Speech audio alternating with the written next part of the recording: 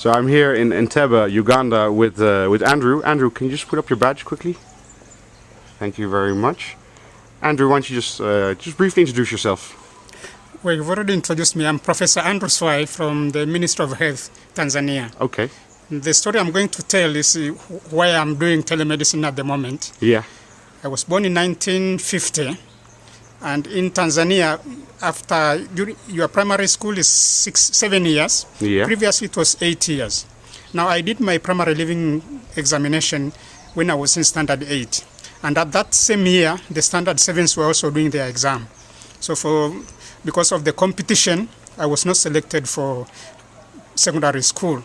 So I came to Uganda for my secondary education. Okay. A place called Busembatia. Okay. A place called Bukonte. Okay. So I stayed there for 1 year. Then one of the students from Tesokole Aloit was doing some practical teaching at the school, and they said, "Why are you here? You are so bright, you should be in Teso College and You're not so light." so they made arrangements for me to join Teso College. Yeah. And I was very happy in it, because at that time then I knew I could become a doctor. Mm-hmm. Because in the private school, you could not do science subjects because they have no labs and things like that. Okay. So that was a turning moment for me, knowing that I'm going now to a government school where I could do science subjects. So I passed my Form 4 very well. Yeah. I was selected to join Form 5 and 6 at the same school. And when I completed, I had the offer to go to US to do engineering. Yeah. There were some Peace Corps working there, and they had invited me to the US if I couldn't get a university here in East Africa. Fortunately, I applied at the University of Dar es Salaam, and I was selected to do either engineering or medicine. And the people looked at my performance and they said, "No, this person must do medicine, not engineering." So they pushed me to medicine. So I was happy. I joined medical school. Yeah. But before joining medical school, I had an offer to be trained as an accountant. Okay. And I was earmarked to be the chief accountant for Kibo Paper Industries, which was just coming up in Dar es Salaam. Mm-hmm. I rejected the offer because it was not a university education. They were sending me to a local accountancy school. So I had an offer also at that time to join Mwadui Diamond Mines. This is a mine owned by South Africans in Tanzania. Mm-hmm. They offered me a job as a computer programmer.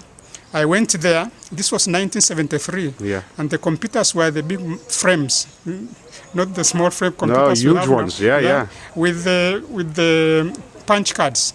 And they told me it is on the job training. We are not going to send you to school, to formal schooling in computer science and things like that. So I said, sorry, if that's the case, then I'm not in it. So I told them I'm going back to collect my belongings, but actually I left them and went off to medical school. Yeah. So I ended up being a doctor. Yeah. And then in 1981, we did some surveys on non-communicable diseases in Tanzania. And then I was elected to name. My responsibility was to enter the data. First of all, we surveyed about 10,000 people. And I was asked to go to UK to enter that data, first of all, analyze it, biochemical analysis in the laboratory, because we did blood cholesterol, triglycerides, blood sugar. And so I was supposed to analyze the samples in a lab and later enter all the data into a computer.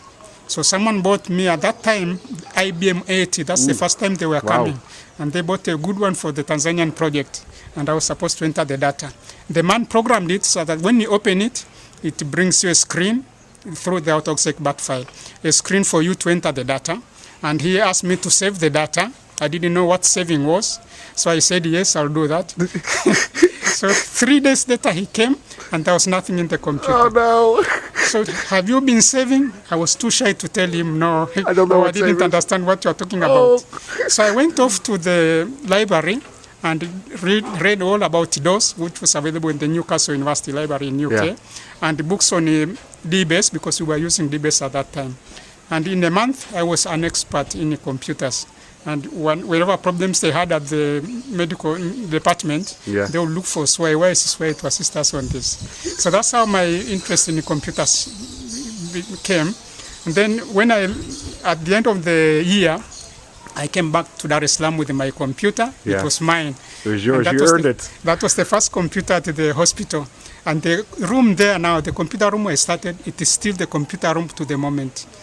Since that time, we've been able to, so we developed that in that small unit now into the health management information system. Yeah. You could run in the hospital paperless if we wanted.